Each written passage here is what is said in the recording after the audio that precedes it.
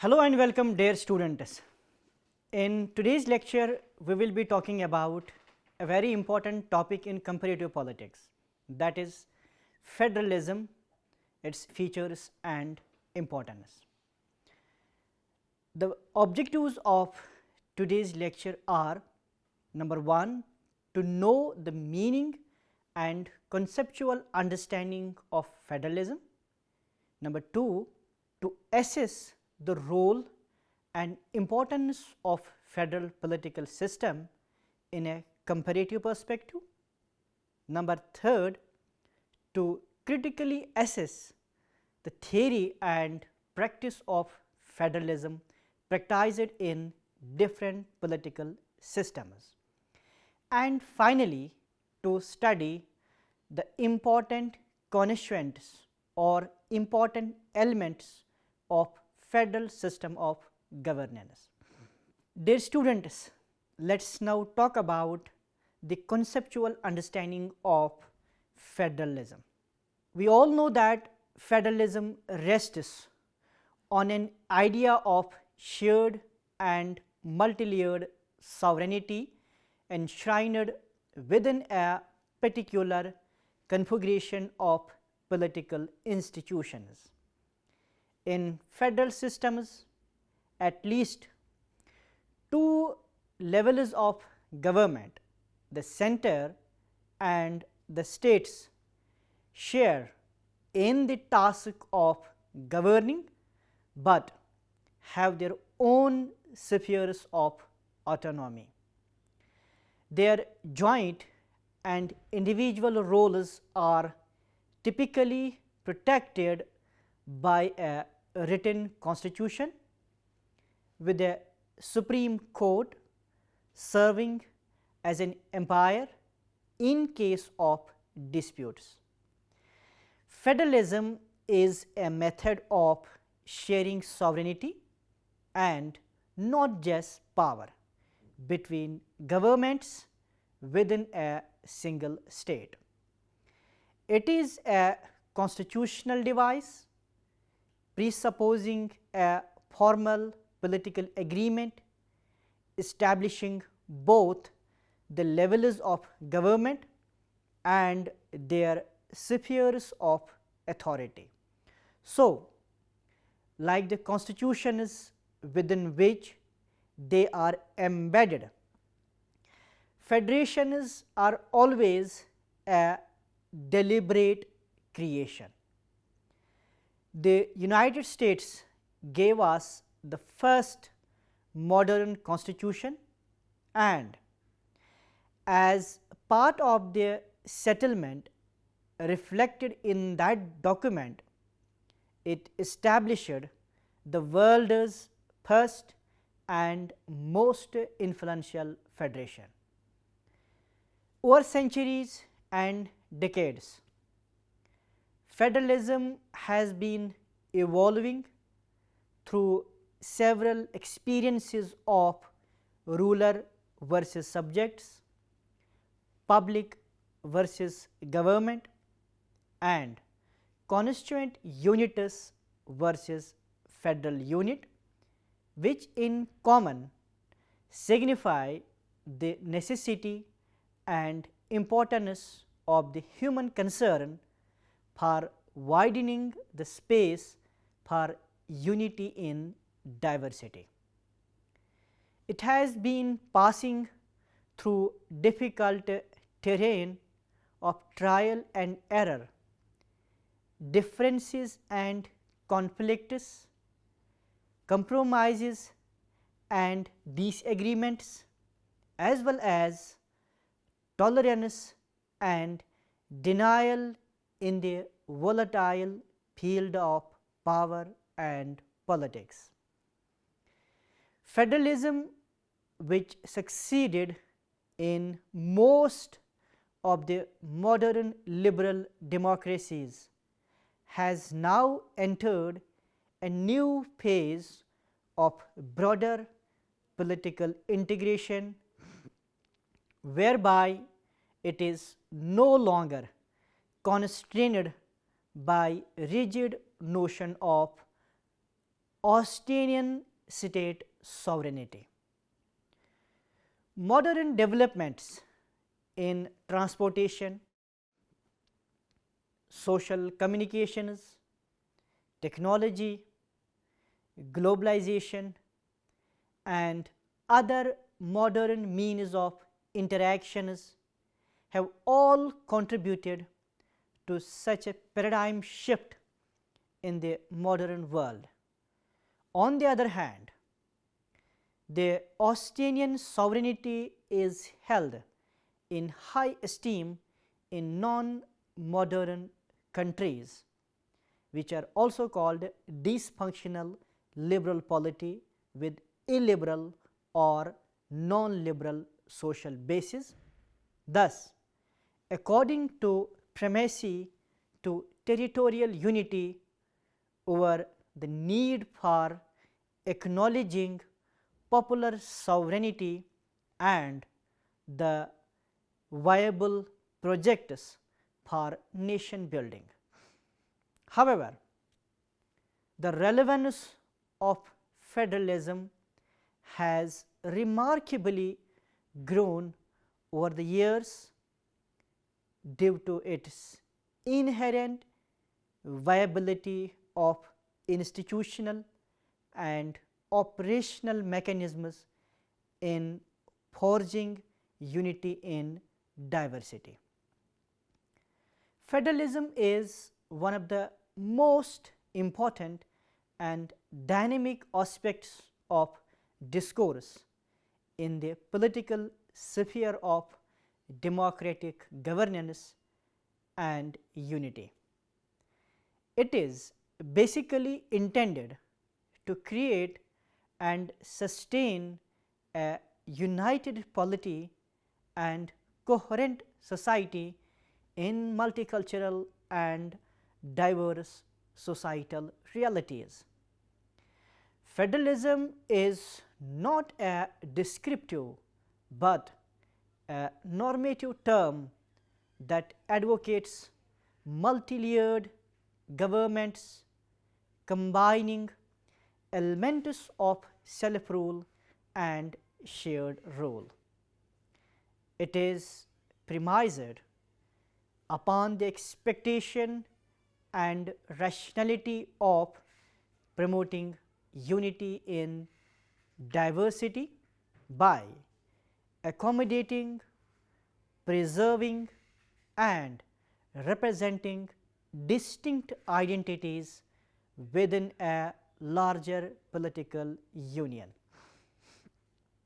In the opinion of Ronald L. Watts, the essence of federalism as a normative principle is the perpetuation of both union and non-centralization at the same time.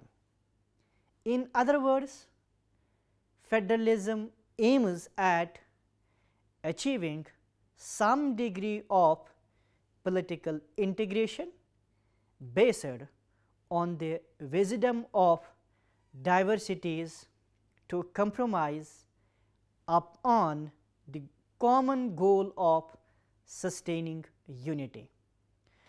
What we can call more appropriately as the federal exercise of diversified territorial and non-territorial ethnic groups to legitimize the principles of democratic governance. Daniel J. Elazer looked into the rationality of political integration rooted in the principle of self-rule and shared rule. He says that political integration on a federal basis demands a particular set of relationships, beginning with the relationship between the two faces of politics, power and justice. On the other hand, politics deals with the organization of power, as Harold Laswell writes that politics is who gets what, when and how.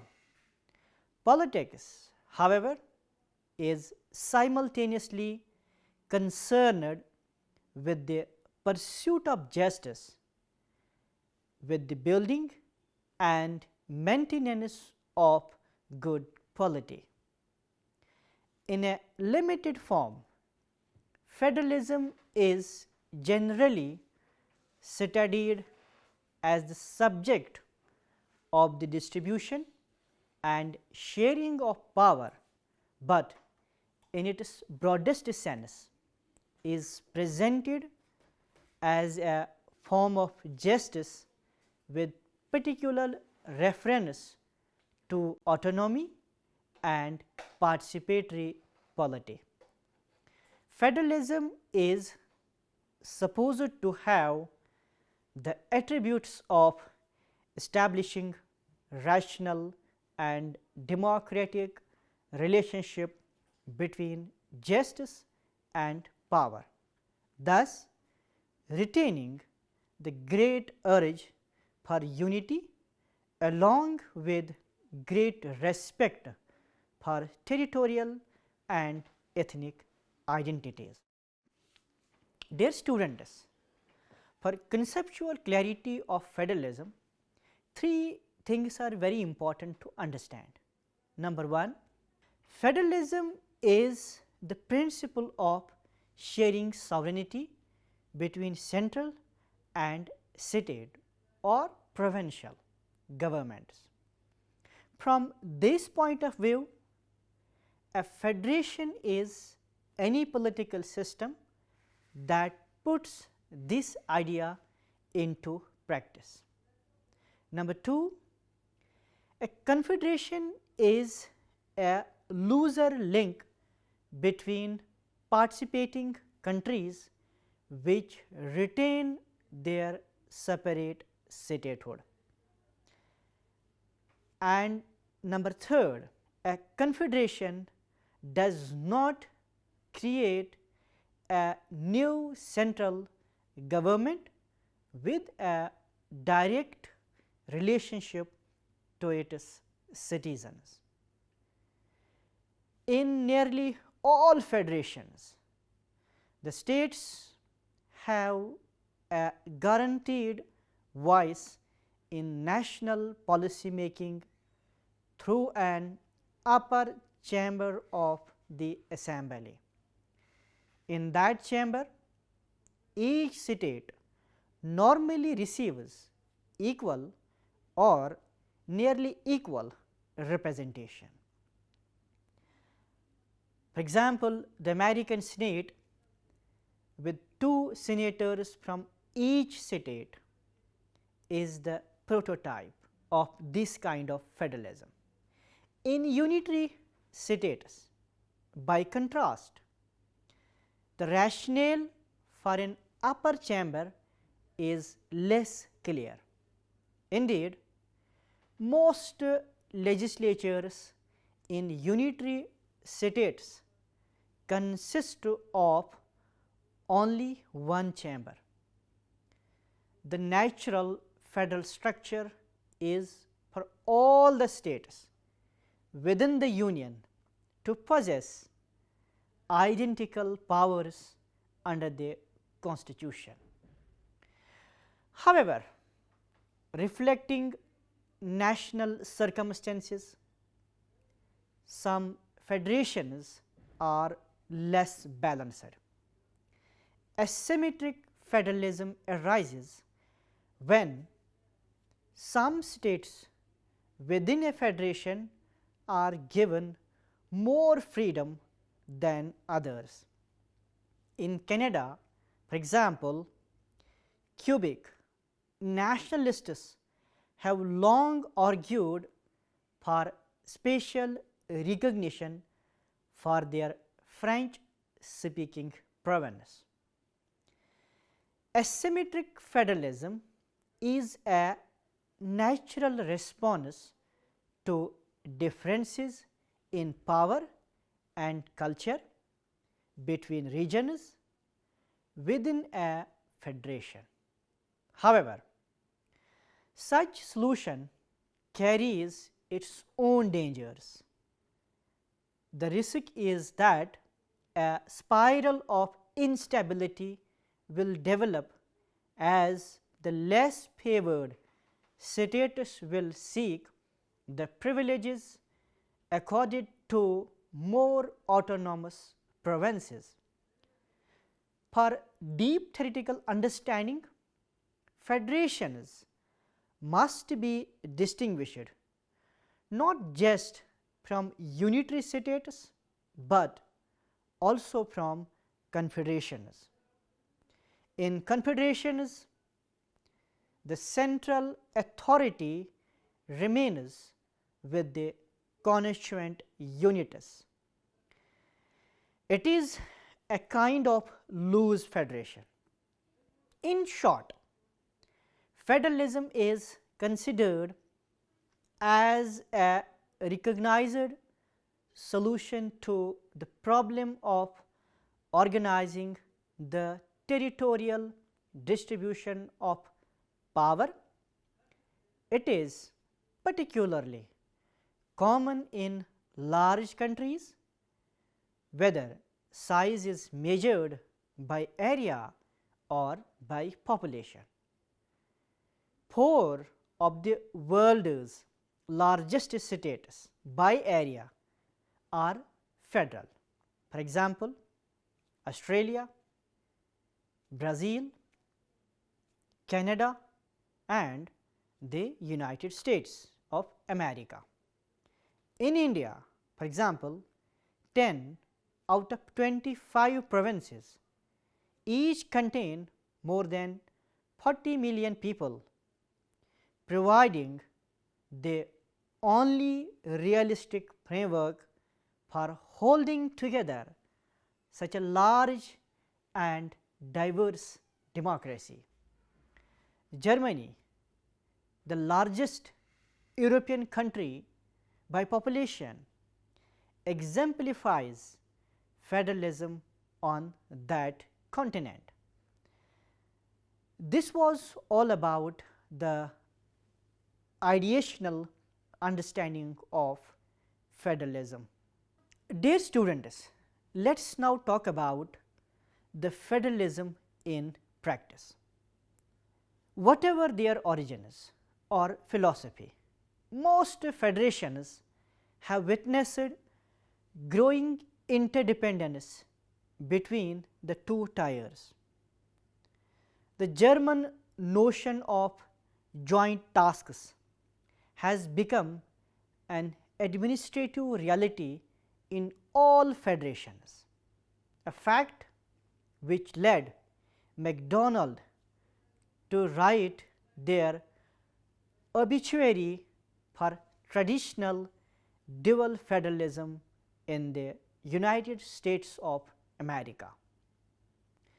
The talk now is of intergovernmental relations in the United States, executive federalism in Canada and multi-level governance in Europe. All such phrases point to an intermingling between tiers, implying that policy is made, funded and implemented by negotiation between different levels of government. In the game of center-state relations, the central government tended to gain influence for much of the 20th century. Partly, this trend reflected the center's financial muscle. The flow of money became more favorable to the center as income tax revenues grew with the expansion of both the economy and the workforce. Income is invariably taxed mainly at national level, because otherwise people and corporations could move to low tax states.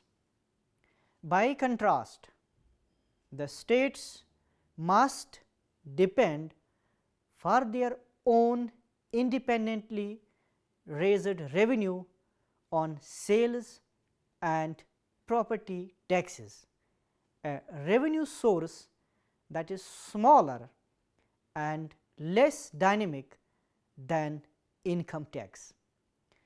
This shift in financial strength is clearly seen in Australia, where most of the state's revenue now comes from the federal government.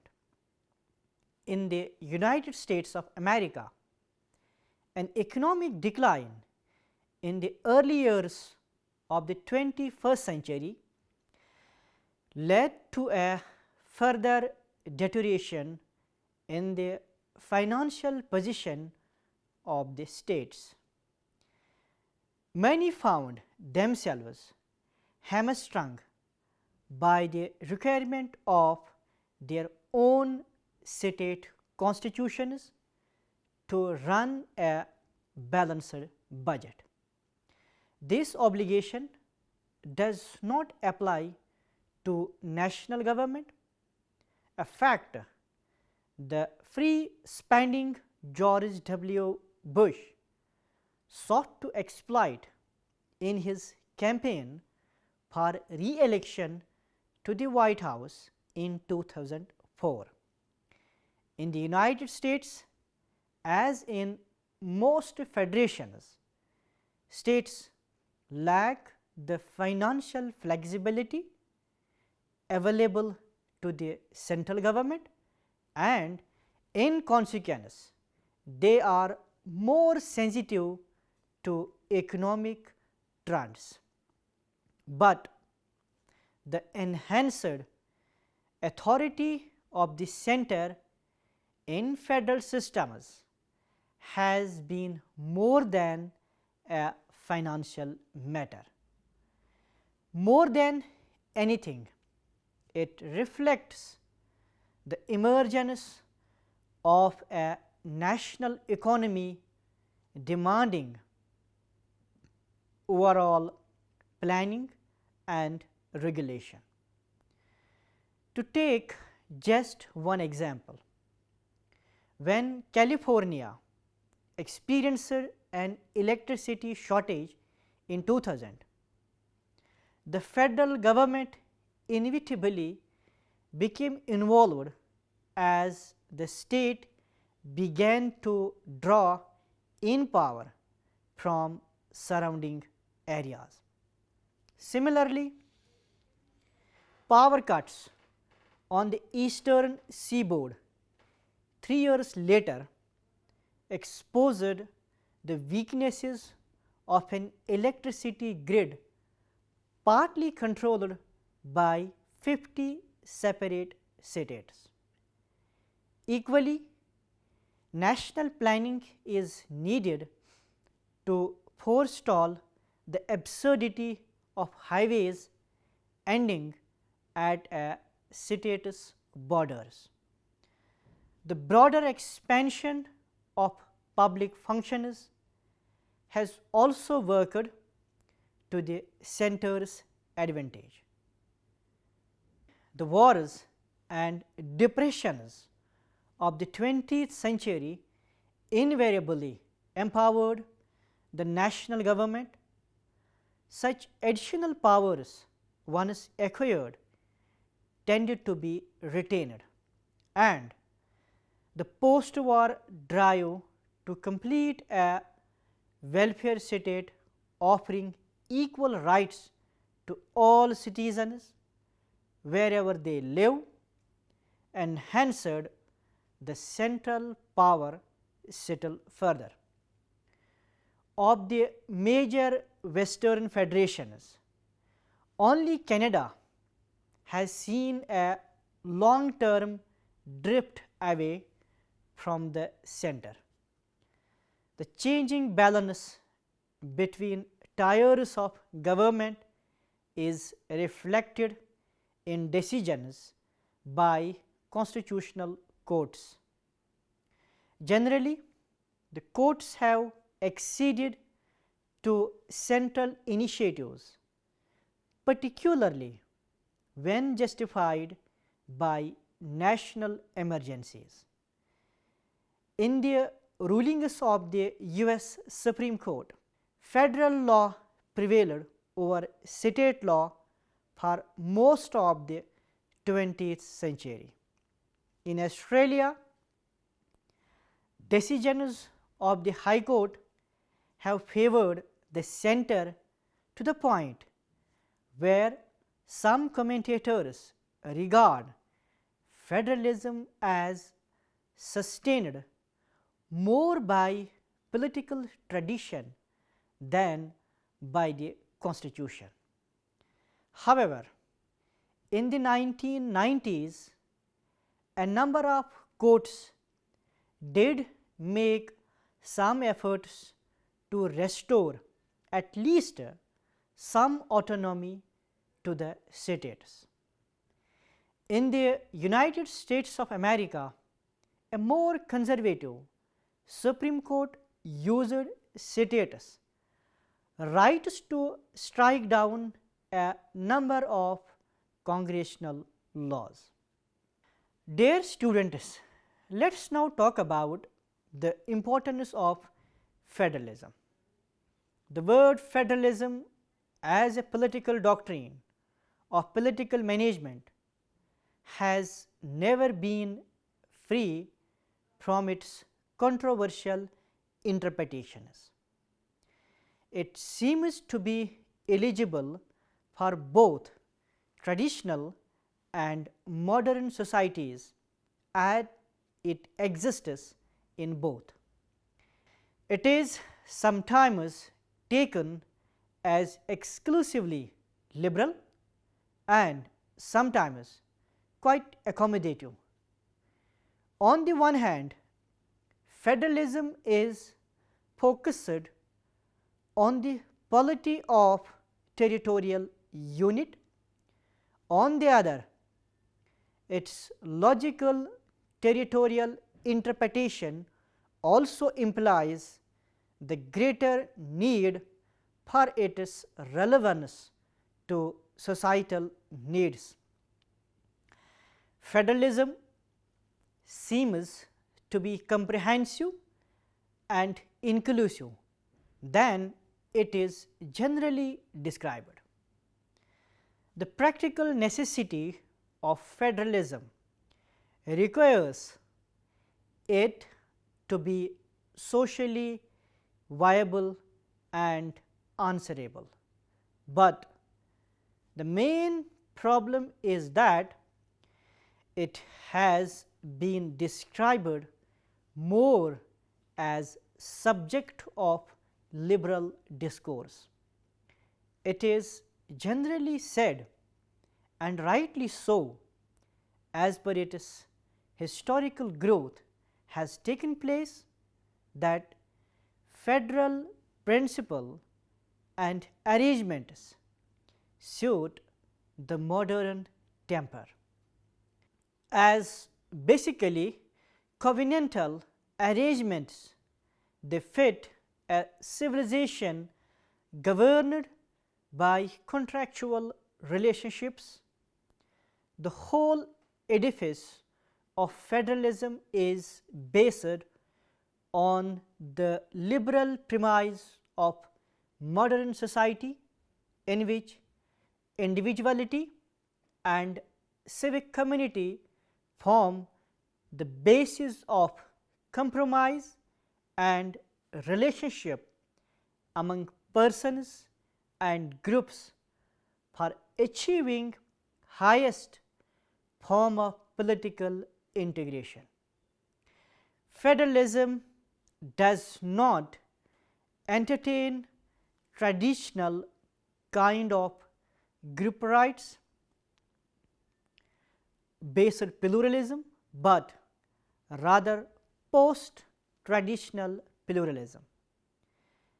At the very initial stage, Federalists argue that civil society has its own origins in a covenant or compact and must be based on consent.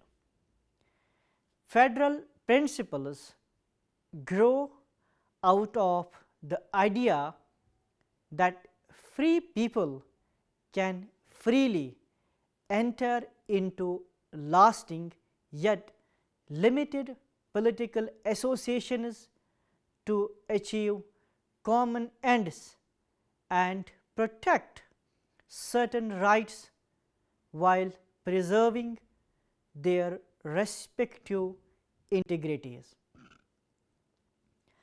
The federal idea rests on the principles that political and social institutions and relationships are best established through covenants, compacts, or other contractual arrangements rather than or in addition to simply growing organically.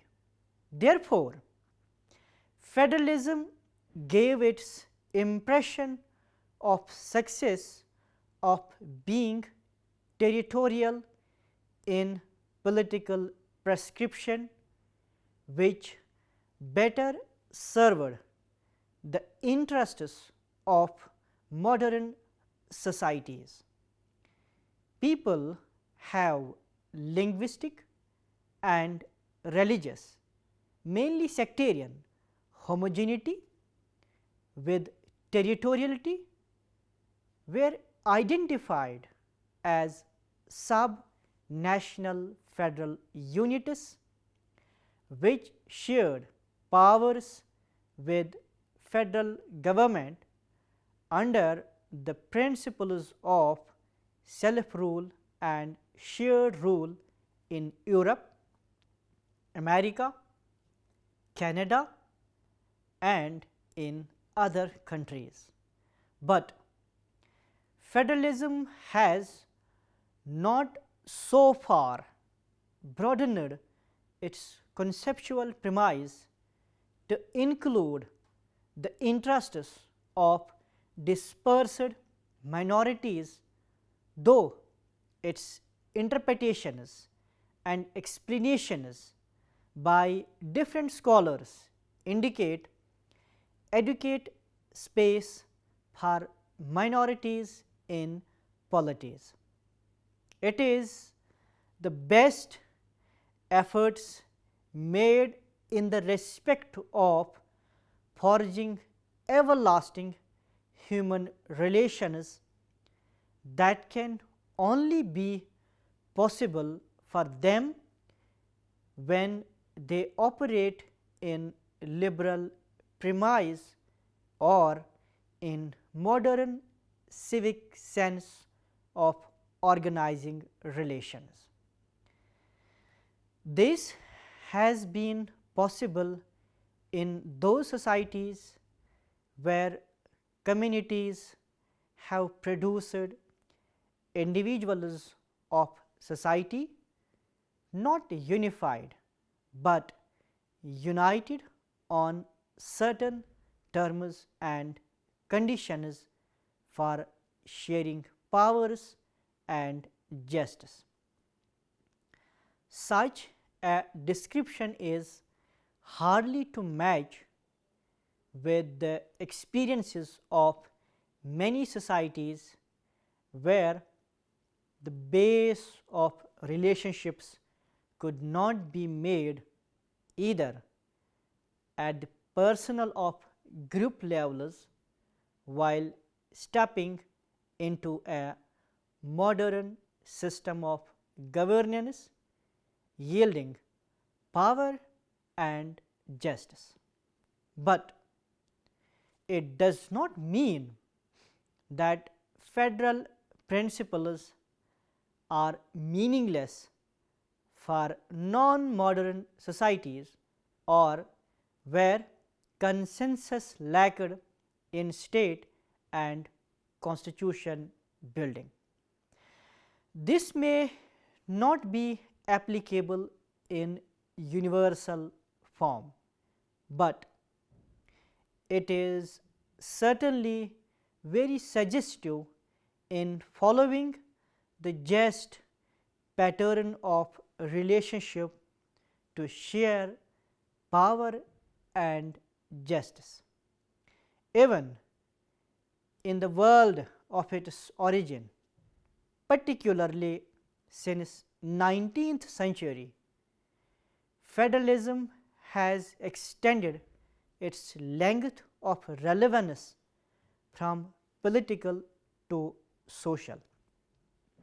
It deals with the proper relationships among people as individuals or in families and groups, as well as in their capacity as citizens, whereby they relate to each other federally, that is, as partners respectful of each other's integrity, while cooperating for the common good in every aspect of life, not just in political realm. Federalism also emphasizes the existence of essentially permanent religious, ethnic, cultural or social groups around which political life must be organized. Whether or not the polity is formally structured around those groups, they serve as its pillars. So, the federal principles of governance also provide an opportunity to consider both citizenship rights and differential rights. It is another matter how we organize it in the context of the societal needs. Most federal political systems are not consciously informed by the idea of federalism as a societal phenomena and tend either to ignore or reject it.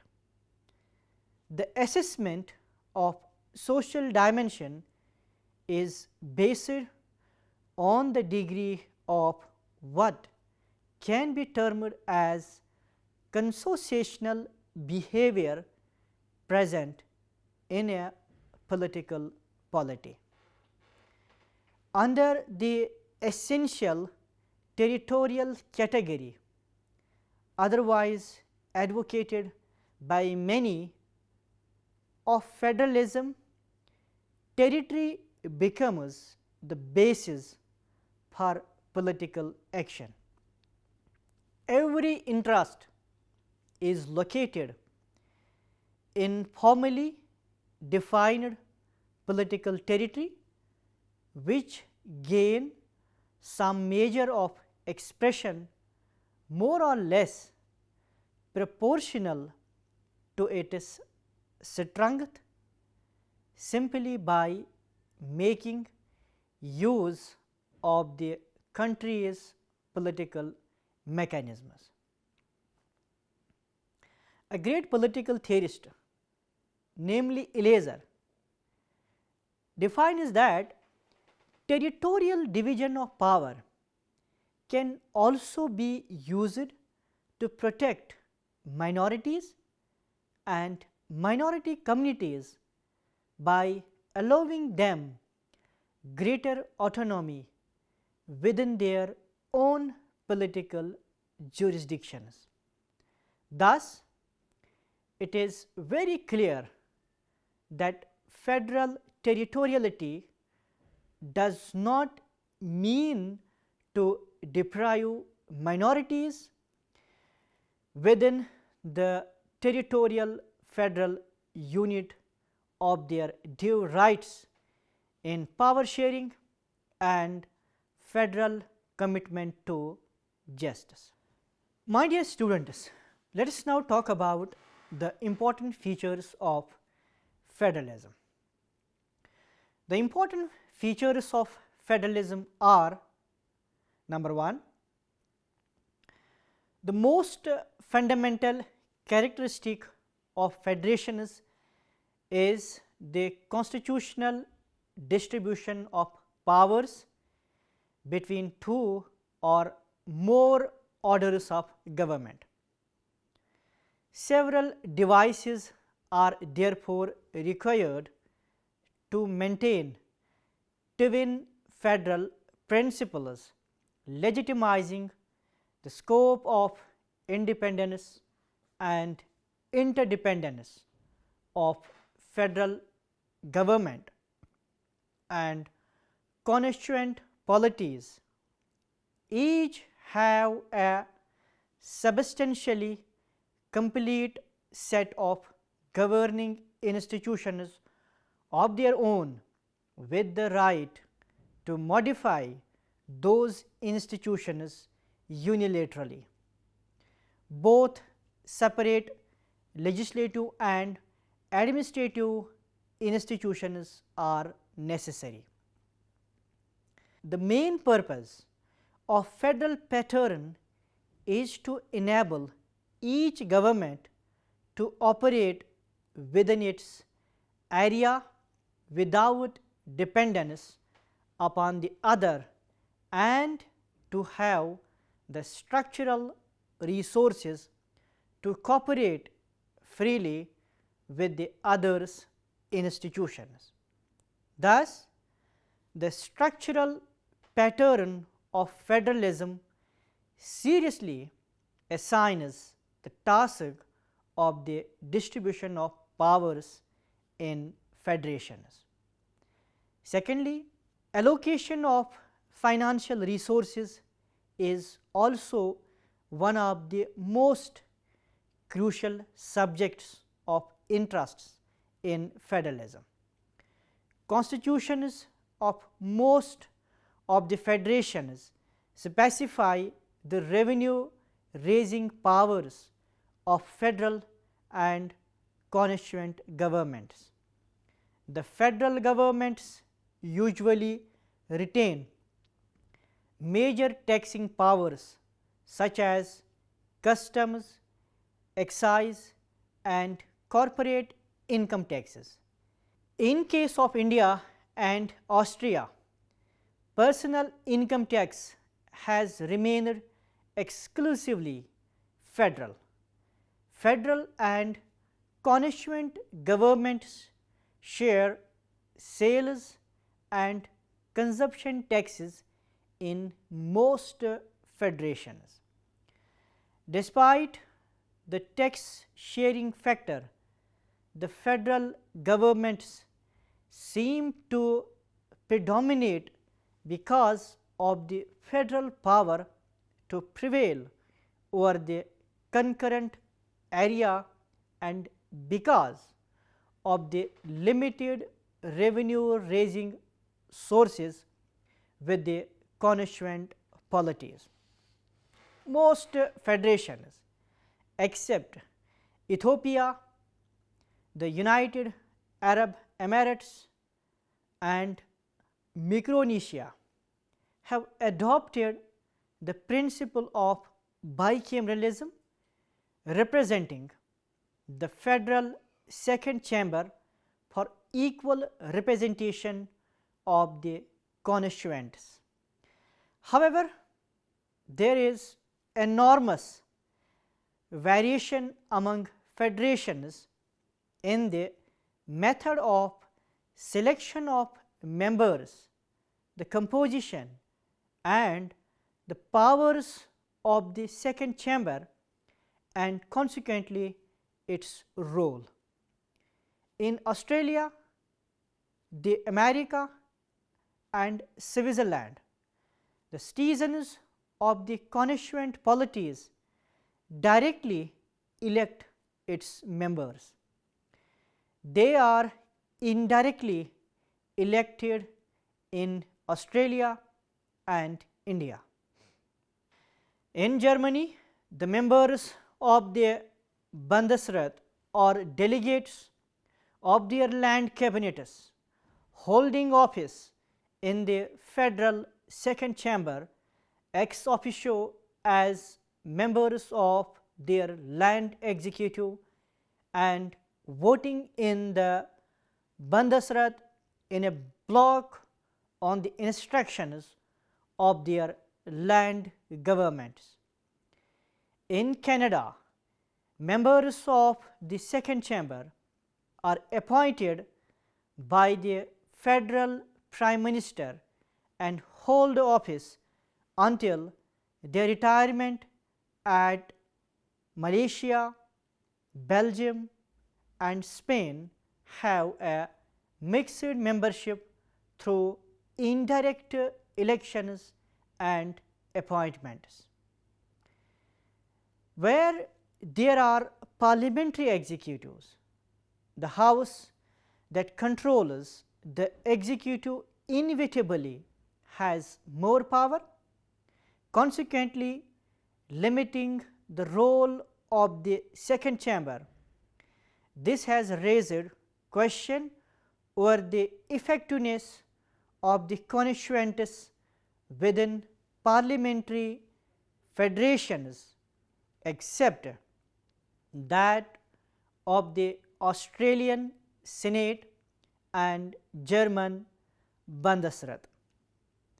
South Africa has adopted the German model with some modifications.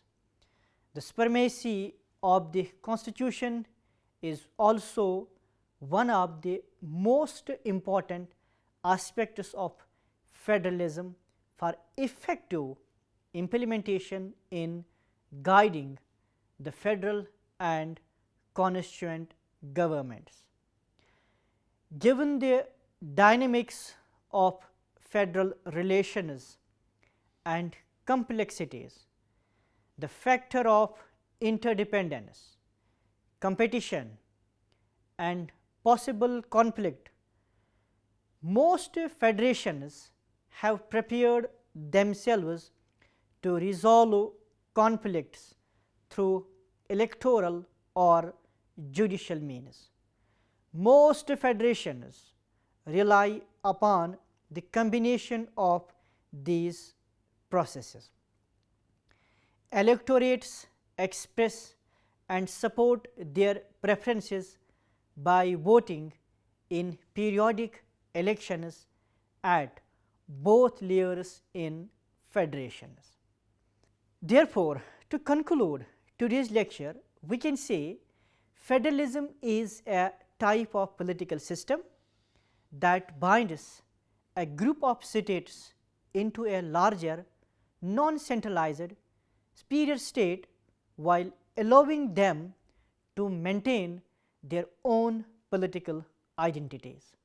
Certain characteristics and principles are common to all successful federal systems. For example, a written constitution or basic law stipulating the distribution of powers, diffusion of power among the constituent elements which are substantially self-sustaining, and territorial divisions to ensure neutrality and equality in the representation of various groups and interests.